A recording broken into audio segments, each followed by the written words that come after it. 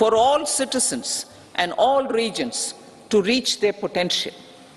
With confidence arising from strong and exemplary track record of performance and progress, earning Sabka Vishwas, the next 5 years will be years of unprecedented development and golden moments to realize the dream of developed India by 2047. The trinity of demography, democracy, and diversity backed by Sabka Prayas has the potential to fulfill aspirations of every Indian. As Honorable Prime Minister in his Independence Day address to the nation mentioned, I quote, "There is no dearth of opportunities, as many opportunities as we want. The country is capable of creating more opportunities. Sky is the limit," unquote. Strategy for Amrit Kal.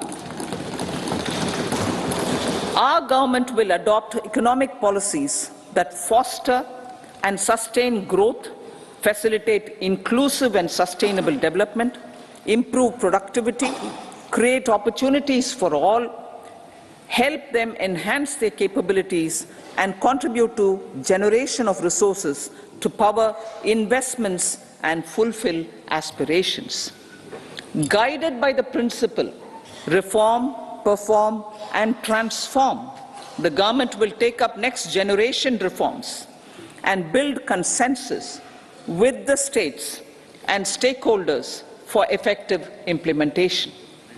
It is an important policy priority for our government to ensure timely and adequate finances, relevant technologies, and appropriate training for the micro, small, and medium enterprises, MSMEs, to grow and also compete globally. Orienting the regulatory environment to facilitate their growth will be an important element of this policy mix. Aligning with the Panchamrit goals, our government will facilitate sustaining high and more resource-efficient economic growth. This will work towards energy security in terms of availability, accessibility, and affordability. For meeting the investment needs, our government will prepare the financial sector in terms of size, capacity, skills, and regulatory framework. Aspirational Districts Program. Our government stands ready to assist the states in faster development of aspirational districts and blocks, including generation of ample economic opportunities. Development of the East. Our government will pay utmost attention to make the eastern region and its people a powerful driver of India's growth. PM Awas Yojana Gramin.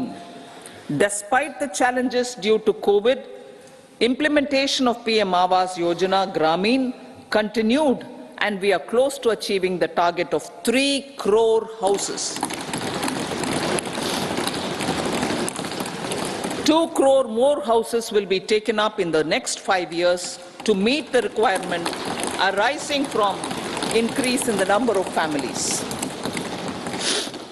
Rooftop solarization and Muft Bijli.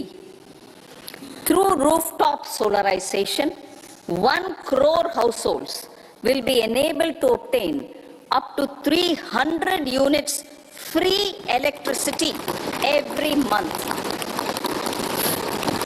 This scheme follows the resolve of Honorable Prime Minister on the historic day of consecration of Sri Ram Mandir in Ayodhya. Following benefits are expected. Savings up to 15 to 18,000 rupees annually for households from free solar electricity and selling the surplus to the distribution companies. Charging of electric vehicles. Entrepreneurship opportunities for a large number of vendors for supply and installation. employment opportunities for the youth with technical skills in manufacturing, installation, and maintenance. Housing for middle class. Our government will launch a scheme to help deserving sections of the middle class, and I quote from Honorable Prime Minister's words, living in rented houses or slums or chawls and unauthorized colonies, unquote, to buy or build their own houses.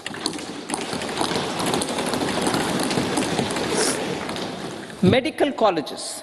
Several youth are ambitious to get qualified as doctors. They aim to serve our people through improved healthcare services. Our government plans to set up more medical colleges by utilizing the existing hospital infrastructure under various departments. A committee for this purpose will be set up to examine the issues and make relevant recommendations. Cervical cancer vaccination. Our government will encourage vaccination for girls in the age group of 9 to 14 years for prevention of cervical cancer. Maternal and child health care. Various schemes for maternal and child care will be brought under one comprehensive program for synergy in implementation.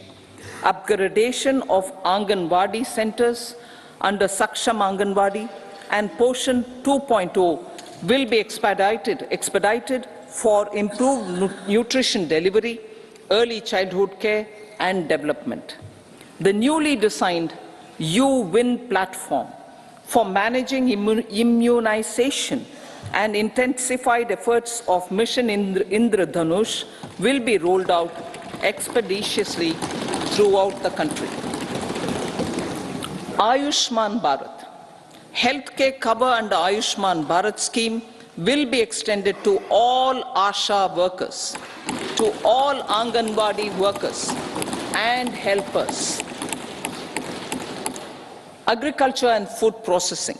The efforts of value addition in agriculture sector and boosting farmers' incomes will be stepped up. Pradhan Mantri Kisan Sampada Yojana has benefited 38 lakh farmers and generated 10 lakh employment. Pradhan Mantri Formalization of Micro Food Processing Enterprises Yojana has assisted 2.4 lakh SHGs and 60,000 individuals with credit linkages.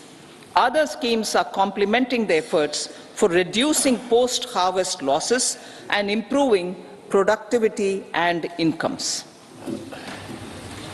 For ensuring faster growth of the sector, our government will further promote private and public investment in post-harvest activities, including aggregation, modern storage, efficient supply chains, primary and secondary processing and marketing and branding.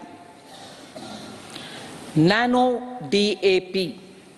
After the successful adoption of nano urea, application of nano DAP on various crops will be expanded in all agroclimatic zones. Atmanirbhar Oil Seeds Abhiyan. Building on the initiative announced in 2022, a strategy will be formulated to achieve Atmanirbharta for oil seeds such as mustard, groundnut, sesame, soya bean, and sunflower. This will cover research for high-yielding varieties, widespread adoption of modern farming techniques, market linkages, procurement, value addition, and crop insurance. Dairy development. A comprehensive program for supporting dairy farmers will be formulated.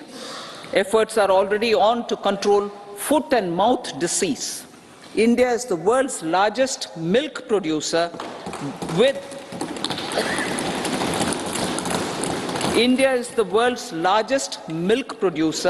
but with low productivity of milch animals. The program will be built on the success of existing schemes such as Rashtriya Gokul Mission, National Livestock Mission, and infrastructure development funds for dairy processing and animal husbandry. Matsya Sampada. It was a government which set up a separate department for fisheries, realizing the importance of assisting fishermen. This has resulted in doubling of both inland and aquaculture production. Seafood exports since 2013-14 has also doubled. Implementation of Pradhan Mantri Matsya Sampada Yojana will be stepped up to 1. Enhance aquaculture productivity from existing 3 to 5 tons per hectare. 2. Double exports to 1 lakh crore rupees, and 3. Generate 55 lakh employment opportunities in the near future. 5 integrated aqua parks will also be set up. Lakpati Didi.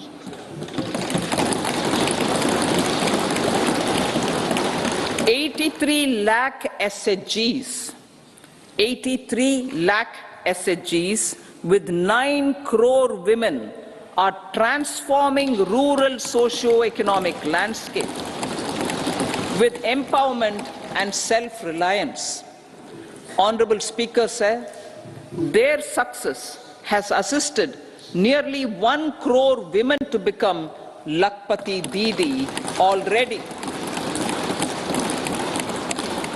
They are an inspiration to others.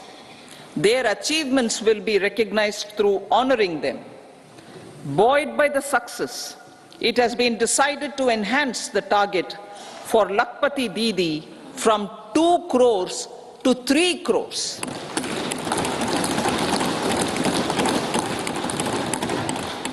Technological changes, new age technologies and data are changing the lives of people and businesses.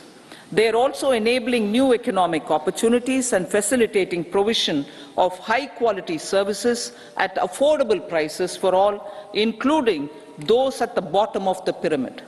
Opportunities for India at the global level are expanding. India is showing solutions through innovation and entrepreneurship of its people.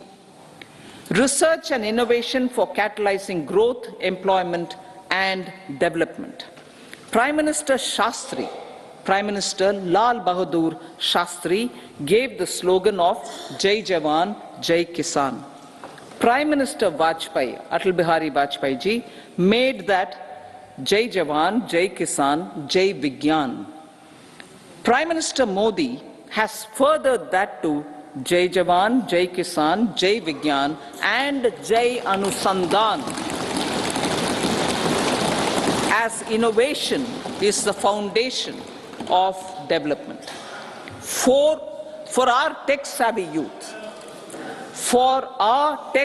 youth, this will be a golden era. A corpus of 1 lakh crore rupees will be established with 50-year interest-free loan provided. The corpus will provide long-term financing or refinancing with long tenors and low and or nil. I repeat that sentence. The corpus will provide long-term financing or refinancing with long tenors and low or nil interest rates. This will encourage the private sector to scale up research and innovation significantly in sunrise domains. We need to have programs that combine the powers of our youth and technology. A new scheme will be launched for strengthening deep tech technologies for defense purposes and expediting Atmanirbharta. Infrastructure development. Building on the massive tripling of the capital expenditure outlay in the past 4 years, resulting in huge multiplier impact on economic growth and employment creation, the outlay for the next year is being increased by 11.1% to 11,111 crore rupees. This would be 3.4% of our GDP. Railways. 3 major economic railway corridor programs will be implemented. These are energy, mineral and cement corridor. Number 2, port connectivity corridors. And number 3, high traffic density corridors. The projects have been identified under the PM Gati Shakti for enabling multimodal connectivity. They will improve logistics efficiency and reduce cost. The resultant decongestion of the high traffic corridors will also help in improving operations of passenger trains, resulting in safety and higher travel speed for passengers. Together with dedicated freight corridors, these 3 economic corridor programs will accelerate our GDP growth and reduce logistic costs.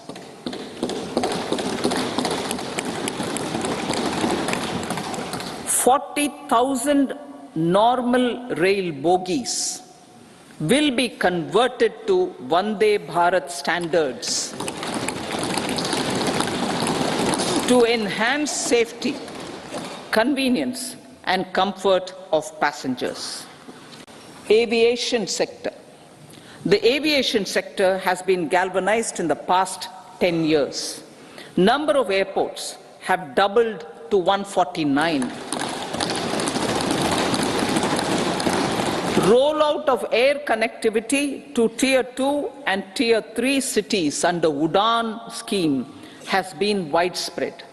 517 new routes are carrying 1.3 crore passengers. Indian carriers have proactively placed orders for over 1,000 new aircrafts. Expansion of existing airports and development of new airports will continue expeditiously. Metro and Namo Bharat. We have a fast expanding middle class and rapid urbanization is taking place. Metro rail and Namo Bharat can be the catalyst for the required urban transformation. Expansion of these systems will be supported in large cities, focusing on transit-oriented development. Green energy. Towards meeting our commitment for net zero by 2070, the following measures will be taken. Viability gap funding will be provided for harnessing offshore wind energy, potential for initial capacity of 1 gigawatt. Coal gasification and liquefaction capacity of 100 metric tons will be set up by 2030. This will also help in reducing imports of natural gas, methanol and ammonia. Phased mandatory blending of compressed biogas in compressed natural gas for transport and piped natural gas for domestic purposes will be mandated. Financial assistance will be provided for procurement of biomass aggregation machinery to support collection. Electric vehicle ecosystem.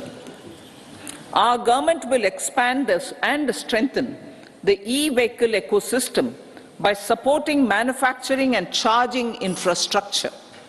Greater adoption of e-buses for public transport networks will be encouraged through payment security mechanism. Biomanufacturing and biofoundry. For promoting green growth, a new scheme of biomanufacturing and biofoundry will be launched. This will provide environment-friendly alternatives such as biodegradable polymers, bioplastics, biopharmaceuticals, and bio-agri inputs. This scheme will also help in transforming today's consumptive manufacturing paradigm to the one based on regenerative principles. Blue Economy 2.0. For promoting climate-resilient activities for Blue Economy 2.0, a scheme for restoration and adaptation measures and coastal aquaculture and mariculture with integrated and multi-sectoral approach will be launched. Comprehensive development of tourist centers. The success of organizing G20 meetings in 60 places presented diversity of India to global audience. Our economic strength has made the country an attractive destination for business and conference tourism.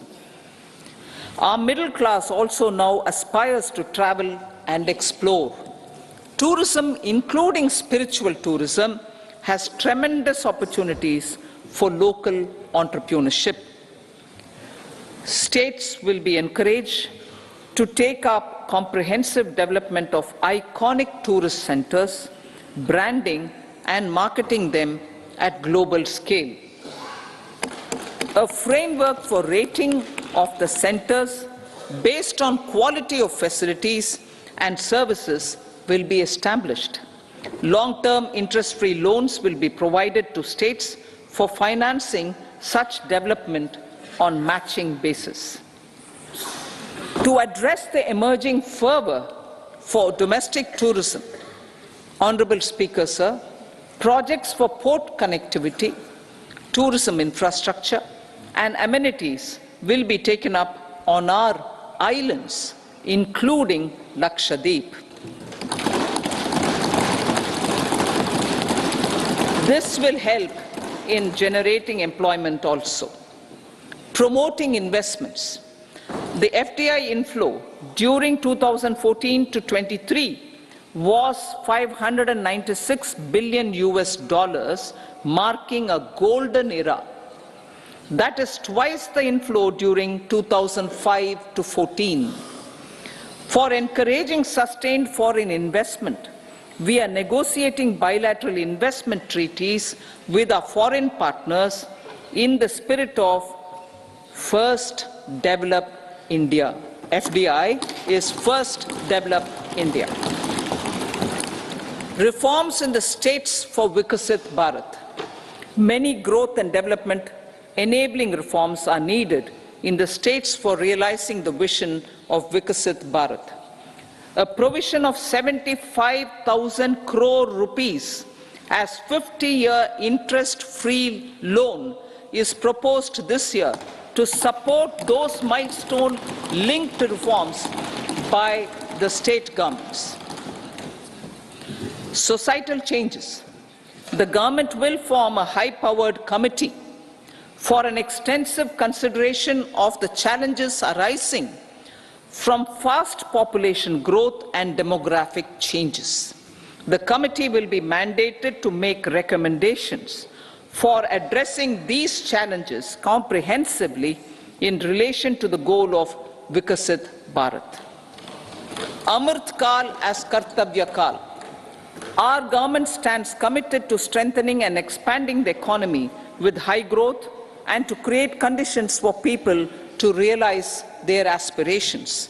Honorable Prime Minister, in his Independence Day address to the nation in the 75th year of our Republic, said, and I quote, "We commit ourselves to national development with new inspirations, new consciousness, new resolutions as the country opens up immense possibilities and opportunities.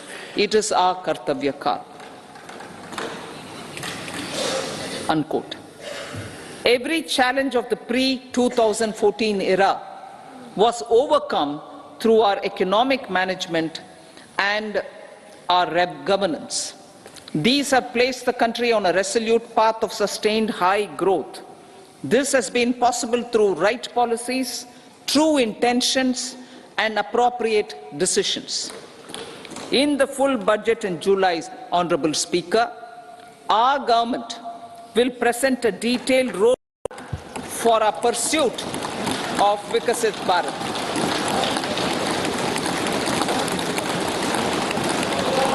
Revised estimates of 2023-24. The revised estimate of the total receipts other than borrowings is 27.56 lakh crores of rupees, of which the tax receipts are 23.24 lakh crore rupees.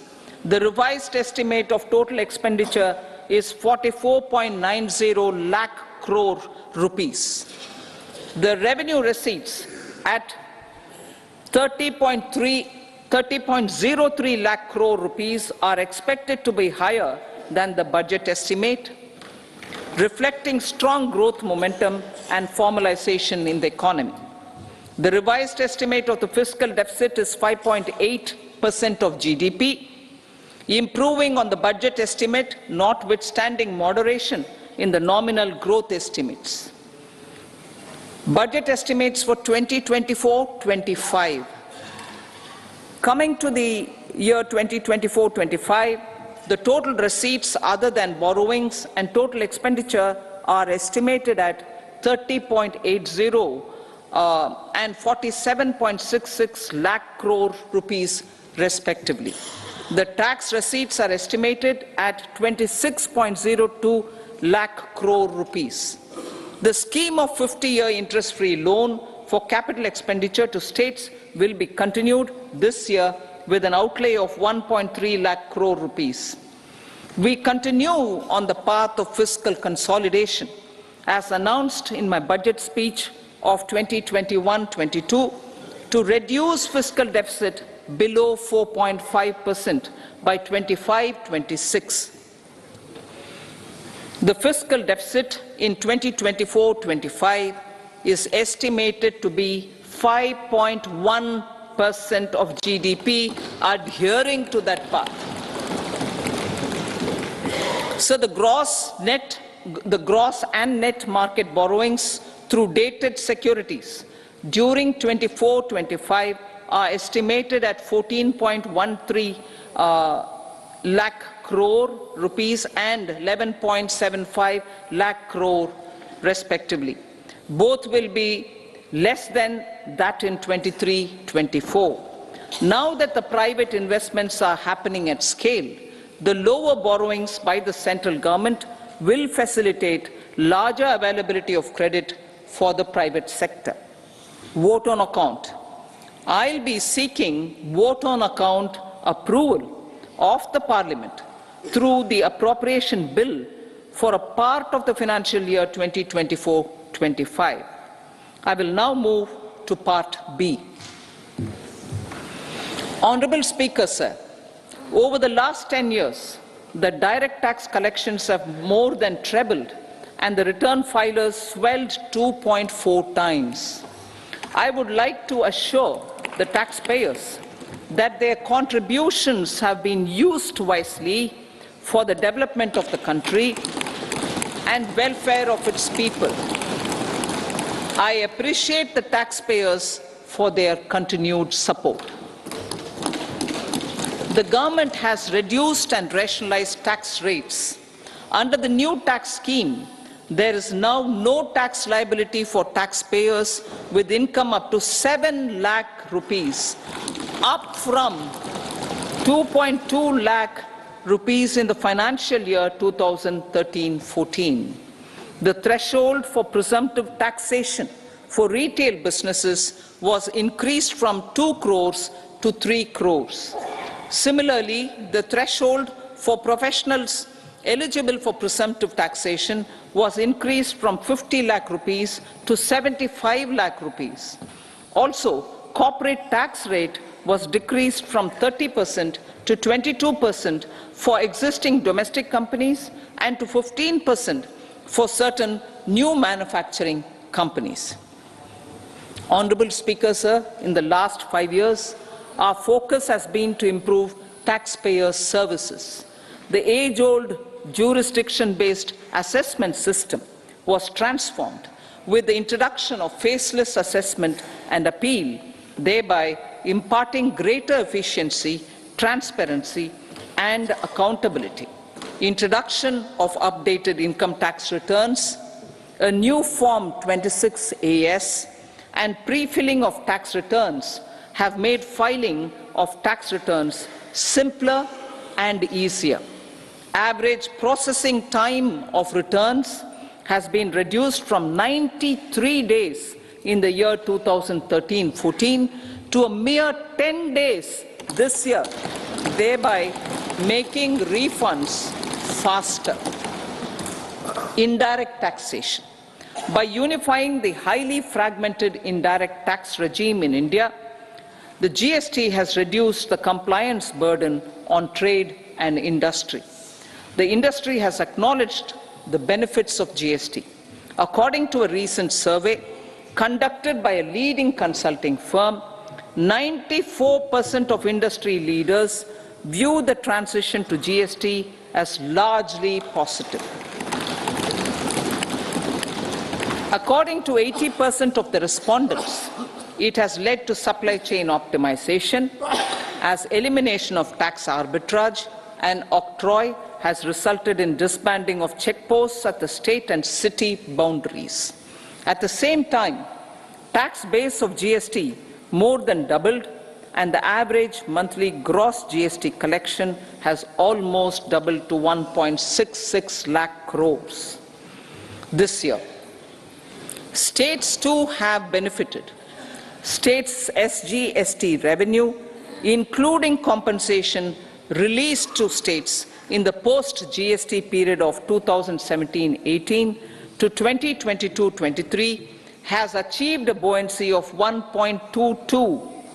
In contrast, the tax buoyancy of state revenues from subsumed taxes in the pre-GST four-year period of 2012-13 to 2015-16 was a mere 0.72.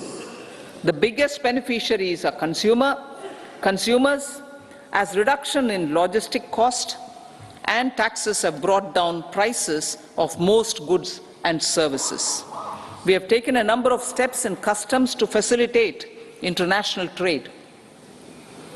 As a result, the import release time declined by 47% to 71 hours at inland container depots, by 28% to 44 hours at air cargo complexes, and by 27% to 85 hours at seaports over the last 4 years since 2019, when the national time release studies were first acted.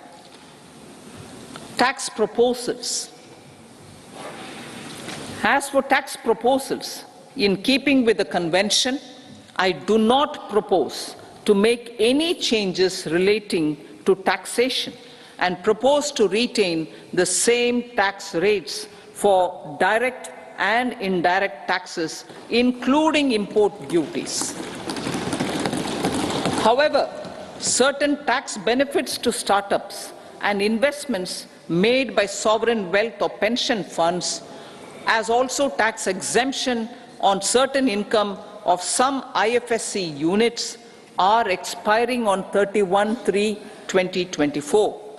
To provide continuity in taxation, I propose to extend the date to 31/3/2025.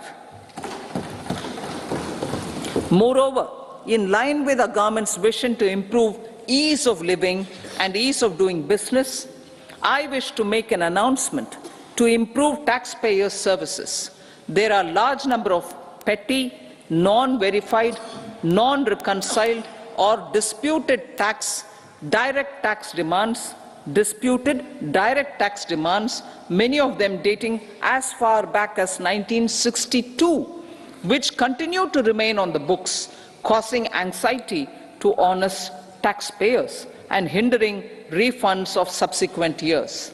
Honorable Speaker, sir, I propose to withdraw such outstanding direct tax demands up to 25,000 rupees pertaining to the period up to financial year 2009-10 and up to 10,000 rupees for financial years 2010-11 to 2014-15.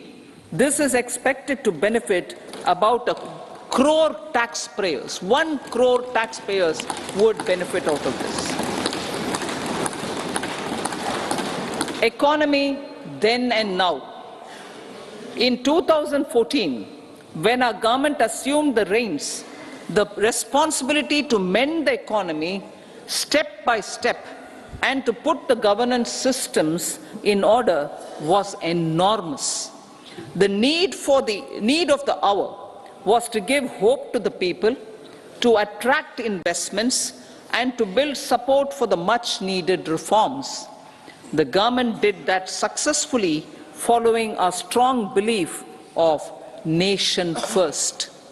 The crisis of those years has been overcome, and the economy has been put firmly on a high, sustainable growth path with all-round development. It is now appropriate to look at where we were then. I repeat, it is now appropriate to look at where we were then till 2014 and where we are now, only for the purpose of drawing lessons from the mismanagement of those years. The government will lay a white paper on table of the House.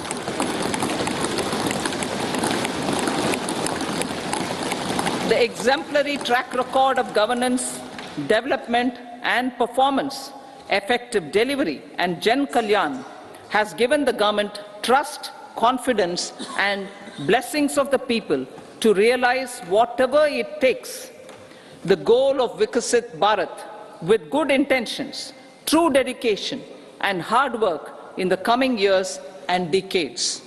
With this, Honourable Speaker, I commend the interim budget to this august House. Jai Hind.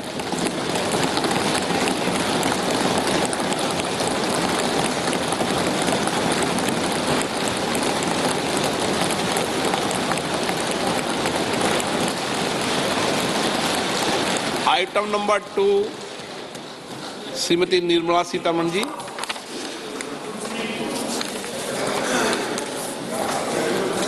So, with your permission, I rise to lay on the table the following statements under Section 3(1) of the Fiscal Responsibility and Budget Management Act 2003, Medium-Term Fiscal Policy cum Fiscal Policy Strategy Statement and Macroeconomic Framework Statement.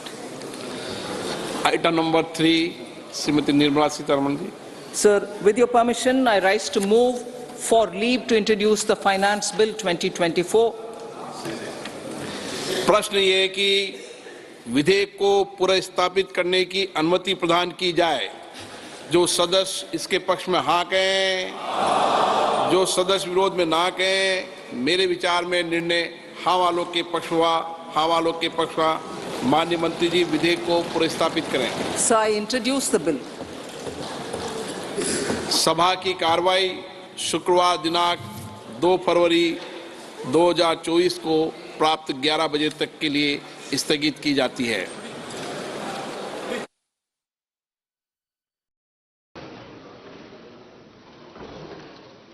Honorable Speaker, I present the interim budget for 24-25.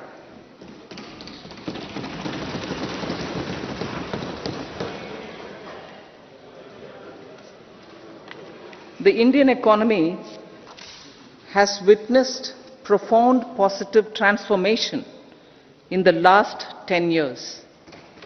The people of India are looking ahead to the future with hope and optimism. With the blessings of the people, when our government under the visionary and dynamic leadership of Honorable Prime Minister Shri Narendra Modi assumed office in 2014, the country was facing enormous challenges. With Sabka Saath, Sabka Vikas as its mantra, the government overcame those challenges in right earnest. Structural reforms were undertaken. Pro-people programs were formulated and implemented promptly. Conditions were created for more opportunities for employment and entrepreneurship. The economy got a new vigor. The fruits of development started reaching the people at scale. The country got a new sense of purpose and hope. Naturally, the people blessed the government with a bigger mandate. In the second, our government, under the leadership of Honorable Prime Minister, doubled down on its responsibilities to build a prosperous country with comprehensive development of all people and all regions. Our government strengthened its mantra to Sabka Saath, Sabka Vikas and Sabka Vishwas. Our development philosophy covered all elements of inclusivity, namely social inclusivity through coverage of all strata of the society, and geographical inclusivity through development of all regions of the country. With the whole of nation approach of Sabka Prayas, the country overcame the challenges of once in a century pandemic, took long strides towards Atmanirbhar Bharat, committed to Panch Pran, and laid solid foundations for the Amrit Kal. As a result, our young country has high aspirations, pride in its present, and hope and confidence for a bright future. We expect that our government, based on its stupendous work, will be blessed again by the people with a resounding mandate. Inclusive development and growth. Our humane and inclusive approach to development is a marked and deliberate departure from of provisioning up to village level. Development programs were thus provisioned. In the last 10 years, however, have targeted each and every household and individual through housing for all, Har Ghar Jal, electricity for all, cooking gas for all, bank accounts and financial services for all in record time. The worries about food have been eliminated through free ration for 80 crore people. Minimum support prices for the produce of Annadata are periodically increased appropriately. These and the provision of basic necessities have enhanced real income in the rural areas. Their economic needs could be addressed, thus spurring growth and generating jobs. Social justice. Our government is working with an approach to development that is all-round, all-pervasive and all-inclusive. Sarvangin, Sarvasparshi or Sarvasamaveshi. It covers all castes and people at all levels. We are working to make India a Vikasit Bharat by 2047. For achieving that goal, we need to improve people's capability and empower them. Previously, social justice was mostly a political slogan. For our government, social justice is an effective and necessary governance model. The saturation approach of covering all eligible people is the true and comprehensive achievement of social justice. This is secularism in action, reduces corruption, and prevents nepotism, prevents Bhai Bhatijawad. There is transparency and assurance that benefits are delivered to all eligible people. The resources are distributed fairly. All, regardless of their social standing, get access to opportunities. We are addressing systemic inequalities that had plagued our society. We focus on outcomes and not on outlays, so that the social, economic transformation is achieved. As our Prime Minister firmly believes, we need to focus on 4 major castes. They are Garib, Mahilaye, Yuva and Annadata. Their needs, their aspirations and their welfare are our highest priority. The country progresses when they progress. All 4 require and receive government support in their quest to better their lives. Their empowerment and well-being will drive the country forward. Garib Kalyan, Desh Ka Kalyan. We believe in empowering the poor. The earlier approach of tackling poverty through entitlements had resulted in very modest outcomes.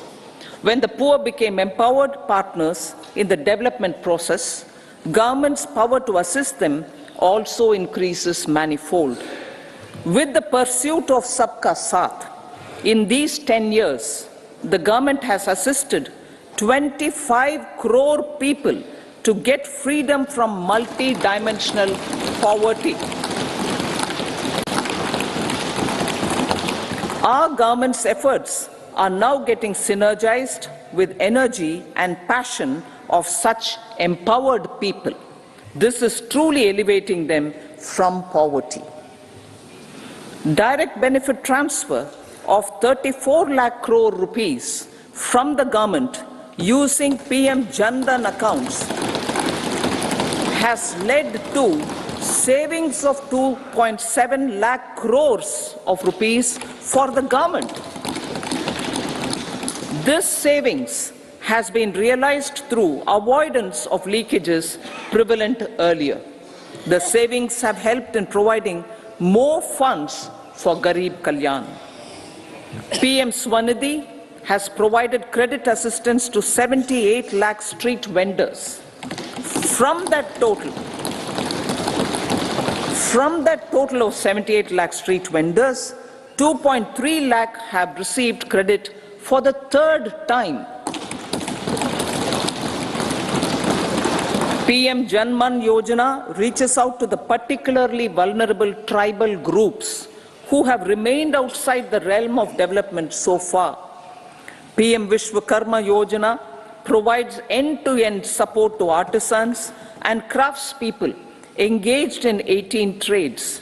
The schemes for empowerment of Divyangs and transgender persons reflect firm resolve of our government to leave no one behind. Welfare of Annadata. Farmers are our Annadata.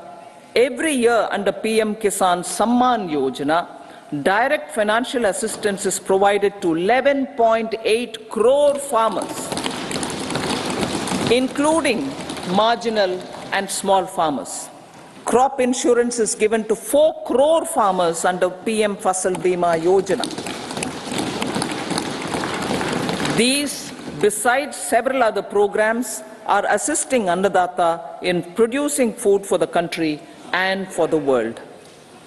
Electronic National Agricultural Market has integrated 1,361 mandis and is providing services to 1.8 crore farmers with trading volume of 3 lakh crores of rupees. The sector is poised for inclusive, balanced, higher growth and productivity. These are facilitated from farmer-centric policies, income support, coverage of risks through price and insurance support, promotion of technologies and innovations through startups. Empowering the Amrit PD, the Yuva. Our prosperity depends on adequately equipping and empowering the youth. The National Education Policy 2020 is ushering the transformational reforms. PM Schools for Rising India, PM Shri, are delivering quality teaching and nurturing holistic and well-rounded individuals. The Skill India mission has trained 1.4 crore youth upskilled and reskilled 54 lakh youth, and established 3,000 new ITIs. A large number of institutions of higher learning, namely 7 IITs, 16 triple ITs, 7 IIMs, 15 AIMS, and 390 universities have been set up. PM Mudra Yojana has sanctioned 43 crore loans aggregating to 22.5 lakh crores of rupees for entrepreneurial aspirations of our youth. Besides that, Fund of Funds, Startup India, and Startup Credit Guarantee schemes are assisting our youth. They are also becoming Rozgar Data. The country is proud of our youth scaling new heights in sports. The highest ever medal tally in Asian Games and Asian Para Games in 2023 reflects a high confidence level.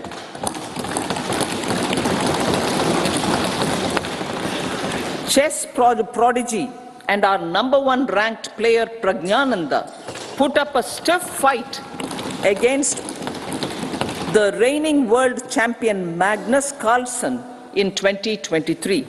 Today, India has over 80 chess grandmasters compared to little over 20 in 2010. Momentum for Nari Shakti. The empowerment of women through entrepreneurship, ease of living, and dignity for them has gained momentum in these 10 years. 30 crore Mudra Yojana loans have been given to women entrepreneurs. Female enrollment in higher education has gone up by 28% in 10 years. In STEM courses, girls and women constitute 43% of enrollment, one of the highest in the world. All these measures are getting reflected in the increasing participation of women in workforce. Making triple talaq illegal, reservation of 1/3 seats for women in the Lok Sabha and state assemblies, and giving over 70% houses under PM Awas Yojana in rural areas to women, and giving over 70% houses under PM Awas Yojana in rural areas to women as sole or joint owners have enhanced their dignity. Exemplary track record of governance, development, and performance. Besides delivering on high growth in terms of gross domestic product, the government is equally focused on a more comprehensive GDP, that is, governance, development, and performance. Our government has provided transparent, accountable, people-centric, and prompt, trust-based administration with citizen-first and minimum government, maximum governance approach. The impact of all-round development is discernible in all sectors. There is macroeconomic stability, including in the external sector. Investments are robust. The economy is doing well. People are living better and earning better, with even greater aspirations for future. Average real income of the people has increased by 50%. Inflation is moderate. People are getting empowered, equipped, and enabled to pursue their aspirations. There is effective and timely delivery of programs and of large projects. Economic management. The multi-pronged economic management over the past 10 years has complemented people-centric, inclusive development. Following are some of the major elements. 1. All forms of infrastructure, physical, digital, or social, are being built in record time.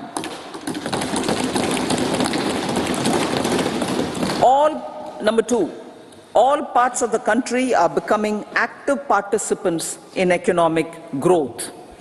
Number three, digital public infrastructure, a new factor of production in the 21st century, is instrumental in formalization of the economy. Number four, goods and services tax has enabled one nation, one market, one tax. Tax reforms have led to deepening and widening of tax base. Number five, strengthening of the financial sector has helped in making savings, credit, and investments more efficient. Number six, GIFT, IFSC, and the Unified Regulatory Authority, IFSCA, are creating a robust gateway for global capital and financial services for the economy. Number seven, proactive inflation management has helped keep inflation within the policy band. Now, the global context, Honorable Speaker, sir. Geopolitically, global affairs are becoming more complex and challenging with wars and conflicts. Globalization is being redefined with reshoring and friendshoring, disruption and fragmentation of supply chains, and competition for critical minerals and technologies. A new world order is emerging after the COVID pandemic. India assumed the G20 presidency during very difficult times for the world. The global economy was going through high inflation, high interest rates, low growth, very high public debt, low trade growth, and climate changes. The pandemic has led to a crisis of food, fertilizer, fuel, and finances for the world, while India successfully navigated its way. The country showed the way forward and built consensus on solutions for those global problems. The recently announced India-Middle East-Europe economic corridor is a strategic and economic game changer for India and others.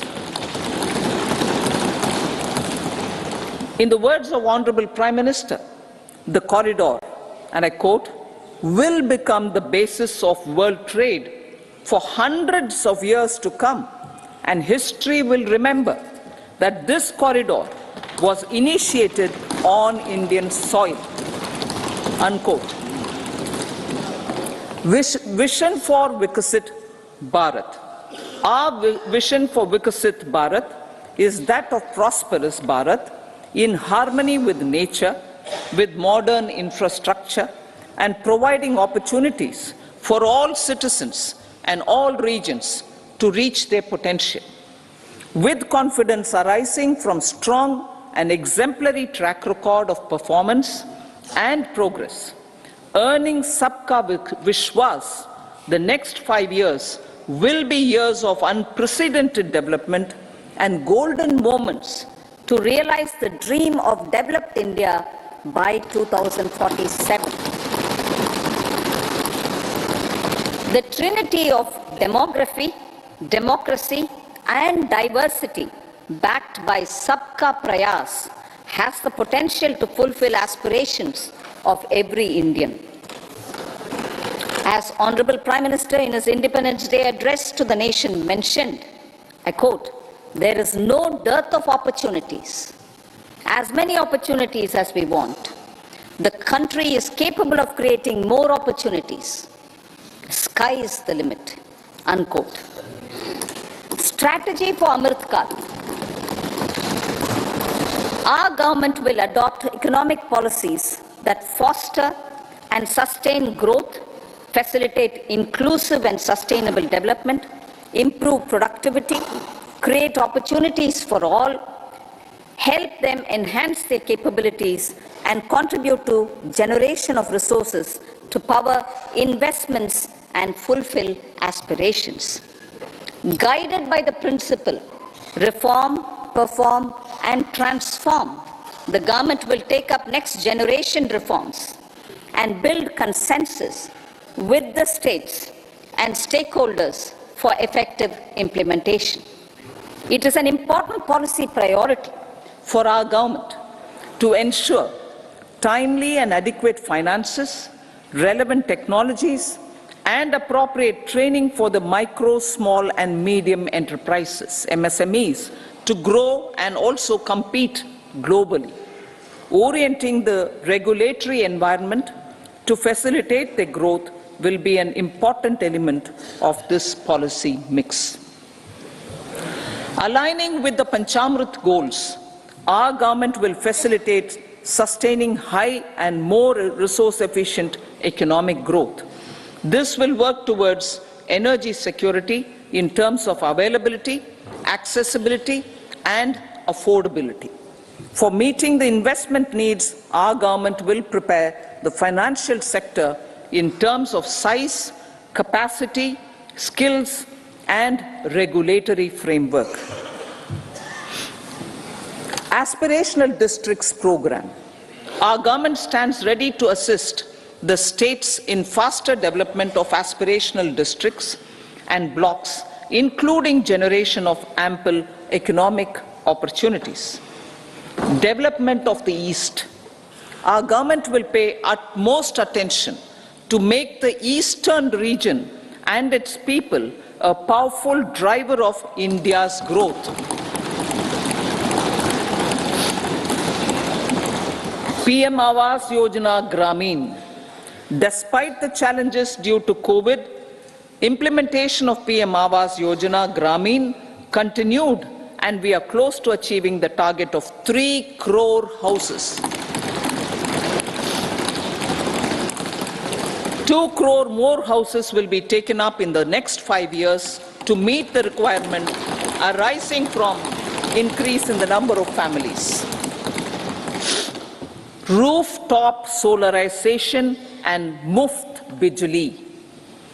Through rooftop solarization, 1 crore households will be enabled to obtain up to 300 units free electricity every month. This scheme follows the resolve of Honorable Prime Minister on the historic day of consecration of Sri Ram Mandir in Ayodhya. Following benefits are expected. Savings up to 15 to 18,000 rupees annually for households from free solar electricity and selling the surplus to the distribution companies. Charging of electric vehicles. Entrepreneurship opportunities for a large number of vendors for supply and installation. Employment opportunities for the youth with technical skills in manufacturing, installation, and maintenance. Housing for middle class. Our government will launch a scheme to help deserving sections of the middle class, and I quote from Honorable Prime Minister's words, living in rented houses or slums or chawls and unauthorized colonies, unquote, to buy or build their own. Electronics का सवाल है, हमें इस बार कोई duty में या taxes में कोई उम्मीद या अपेक्षा नहीं थी। जो छोटा मोटा रैशनलाइजेशन होना था हमारी कस्टम्स ड्यूटी में वो ऑलरेडी कल हो चुका था, लेकिन डिमांड की तरफ देखें तो बड़ी खुशी है हमें ये जानते हुए कि सरकार रूफटॉप सोलर, जो कि एक बहुत अच्छी स्कीम है, अगर 1 करोड़ परिवार 1 करोड़ लोग को 300 यूनिट, अगर मुझे सही याद है 300 यूनिट तक की बिजली वो रूफटॉप सोलर से अपने आप कर पाएंगे। ये पर्यावरण के लिए अच्छा है, ये हमारी कीमतों के लिए अच्छा है, और एनर्जी सफिशिएंसी के लिए अच्छा है, एडिक्वेसी के लिए अच्छा है। इसी तरह से जो EV charging, electric vehicle charging infrastructure के ऊपर बात की गई, इसमें भी हमें लगता है कि हमारा योगदान काफ़ी बढ़ सकता है।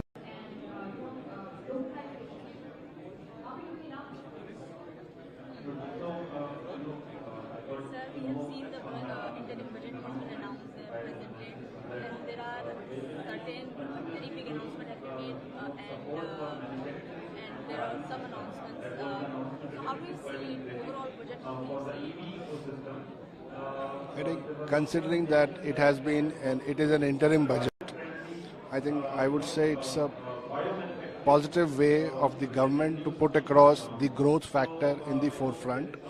And this budget largely has been talking about growth across sectors. I particularly represent the healthcare sector, and within healthcare sector I represent the medtech sector, medical technology sector. So I would say that yes, there are limited announcements as far as the healthcare sector is concerned, except that there has been an announcement regarding the focus on increasing the vaccination for cervical cancer for girls between 9 to 14 years. And then there has also been an announcement related to extension of Ayushman Bharat scheme for the Asha workers and the Anganwadi workers. Healthcare being a very wide sector, definitely the expectations were much more, but we believe that being a interim budget, the government's focus was largely to maintain the continuity of the functioning of the government from the financial point of view for next 3 to 4 months. And hopefully when the new government will be formed, we will expect some better announcement for the overall healthcare sector in the month of July.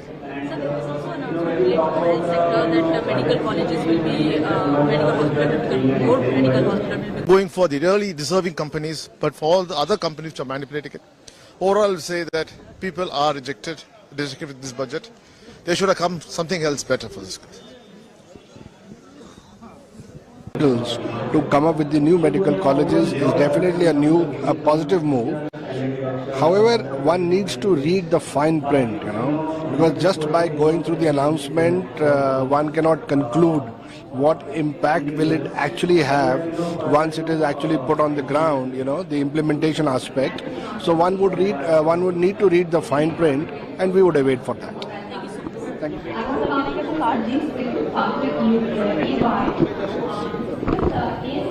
करूंगा, लेकिन अब जैसे देखिए युवाओं के लिए fame योजना है, जिससे उनको ई व्हीकल्स की प्रोत्साहन, उस पर कदम उठाए गए हैं, और जो आवास है उसकी गति और बढ़ाई गई है, लखपति दीदी गति बढ़ाई गई है। ये सब सकारात्मक बजट है। जन आंदोलन की रूप ले रहा है और ये 1 लाख करोड़ रुपया की वित्तीय व्यवस्था एक बहुत बड़ी छलांग लगाने के लिए एक लेवल प्लेइंग फील्ड बना दिया गया है। आने वाले दिनों में भारत एक जिम्मेवार देश के नाते विश्व समस्या की साथ साथ भारत की रोजगार सृजन, भारत की ईज ऑफ लिविंग, भारत में एक चरम सुखद स्थिति तक ले आने के लिए काम होगा। आपके मंत्रालय से दो सवाल है संबंधित सर कि एक जो सचिन जी, मैं इस पर रिएक्शन लेना चाहता हूं क्योंकि आपने जिसका जिक्र किया था मंत्री जी भी उसी बात को दोहरा रहा हूं। पीएमश्री योजना में एक हम एलोकेशन देखते हैं सर, 2800 करोड़ रुपया आरई 2023-24 उसको बढ़ा करके 6000 कंपा Tamil Nadu benefit वरुम।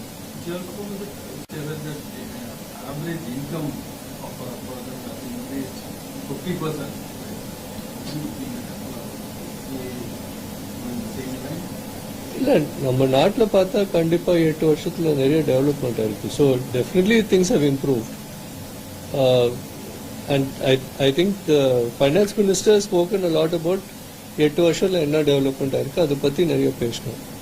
But going forward பார்த்தா இந்த பேசிஸ் இவ்வளவு வருஷமா இதே இந்த போன 2 வருஷம் பார்த்தா இந்த பாலிசிஸ் ஃபாலோ பண்ணிருக்கோம். இது மூலமா growth வந்திருக்கு. அதே நம்ம கண்டினியூ பண்ண போறோம்னு சொல்லிருக்காரு. அதான் finance minister சொன்னாங்க, இந்த மாதிரி 25 கோடி people have actually come out of poverty. ஆமா, அது 25 crore. Seafood export increase ஆயிருக்கு. கடல்சார் பூங்கா ஆமா, 5 ஆக்வா பூங்கா ஸ்டார்ட் பண்ண போறேன்னு சொல்லிருக்காரு. அண்ட் ஃபிஷரிஸ்ல ஒரு ஃபோக்கஸ் பண்ண போறேன்னு சொல்லிருக்காரு. தமிழ்நாட்டுல கூட அது நிறைய ஆப்பர்ச்சுனிட்டிஸ் இருக்கு.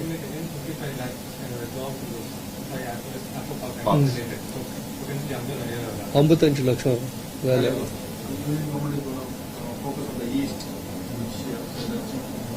அது தமிழ்நாடு ஈஸ்ட்ல இருக்குமா சவுத்ல தான்? Overall, CAA, if you give a mark to this interim budget. Yeah, I will definitely give a thumbs up for the interim budget. ஏன்னா இதுல ஜூலை பட்ஜெட்ல இன்னும் டீடைல் வரும். And the detail vandapra number will be in a better position to do. The continued push to infrastructure, whether it be road, rail or airport, I think will help the private sector see great benefits as they join the growth story of India.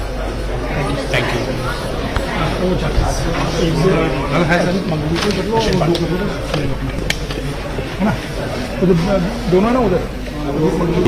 I see the budget being strongly focused on how we can become a developed nation with much within the time frame that we had set for ourselves, and I see the budget being a very prudent, very prudent budget for growth and for development. According to you, which sector will benefit more from this budget? I see a spectrum of sectors. You see, when we talk about many aspects of the budget, when we talk about more spending in the capex, that itself leads to a large number of sectors coming up, be it from the infrastructure space, and also in the housing space. We talked about rural sector. These triggers more than 100 manufacturing sectors, from steel to cement to many more. So that itself, I see a lot happening there. And also I see the budget being a strong enabler where important social sectors could be also pretty much benefited. One sees the focus on healthcare as well as on education, and the third is on the services sector. If you really look at the focus on areas like tourism, which itself can not only just be extremely important for the economy, important for jobs, so it is important for really a lot more in terms of seeing how India, Bharat can be an attractive destination for both investments as well as for people to come and see our country.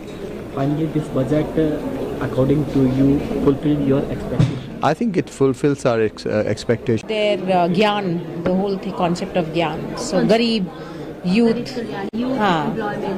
farmers and nari. So many declarations has been done in today's interim budget.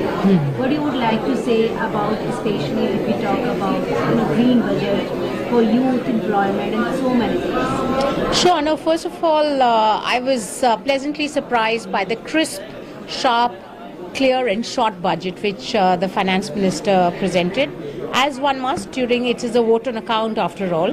I think what I saw in the budget was a very confident finance minister who knew that she's going to come back in July and present the budget again. And so it was basically a statement of what has been accomplished not only over the last year but over the last decade. And that was really heartening to see, because the fact is that India has done exceedingly well. We're the fourth largest economy and one of the fastest growing economy.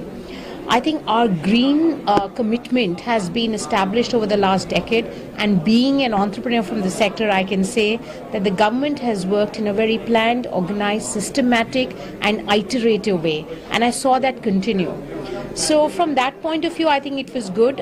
There were some interesting announcements on the green front. One was the solar rooftop, for I think it was for about 1 crore people and a certain number of units free for them, which is great, which aligns with the Prime Minister's life mission, where from an institutional level and policy making to individual adoption of renewables is the way to go. And I think this will be a step in that direction.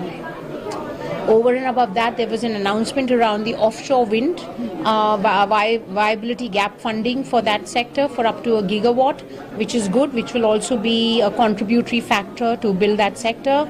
And there were other announcements around manufacturing, biomanufacturing and foundry, which is also going to be helpful for the sector, just to broad base it and make it all inclusive. And that is what is the hallmark of this budget. I think they are continuing to do the right things which they have done to get here, to take India, I guess, with a long-term vision and a mission to be one of the fastest growing economies in the next couple of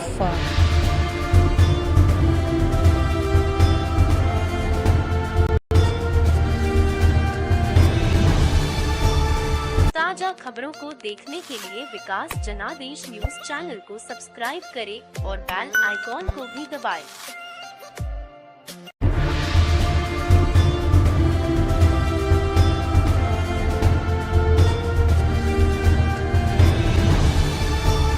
ताजा खबरों को देखने के लिए विकास जनादेश news channel को subscribe करें और बेल आइकॉन को भी दबाएं।